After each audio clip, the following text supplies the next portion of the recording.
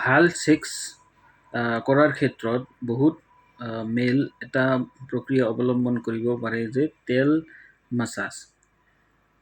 মানে গুপ্তাংগটো এনে ছেক্সুৱেল মানে ইৰেকশ্যন হ'ব। ইৰেকশ্যন মানে অলপ টান হ'ব, চিধা হ'ব, তেজটো ভিতৰত যায় টান হ'ব, আৰু সেইটো পৰিৱেশত বাহিৰৰ পিনে ধৰক এনেকৈ এইটো হ'ল পেনিছ, এনেকৈ ইৰেক্ট হৈ গৈছে, এইটো বাহিৰৰ পিনে এনেকৈ অইল মাছাজ কৰিলে সেই অইল মাছাজে কিন্তু ভালেখিনি ছেক্সুৱেল এক্টিভিটিত অলপ মানে ষ্টেবিলিটিত সুবিধা হয়। মানে ভেজাইনাৰ ভিতৰত এণ্টাৰ হোৱাৰ লগে লগে যে স্পাম আউট হৈ যাব, এনেকুৱা পদ্ধতিটো অলপ ডিলে কৰিবৰ কাৰণে সঘনাই এক্সাৰচাইজ কৰিব লাগে। ডেইলি বেছি নহয়, 5ৰ পৰা 10 মিনিট বা 15 মিনিট অলপ এক্সাৰচাইজ কৰিলে সেইখিনি পেনিছৰ ব্লাড ফ্ল'টো ভাল থাকে, চাইজো ভাল থাকিব, আৰু লগতে পেনিছ যে চেঞ্চিটিভ হৈ যায়, মানে টাচ হোৱাৰ লগে লগে যে এফেক্টিভ হৈ যায়, সেনেকুৱা নহ'ব।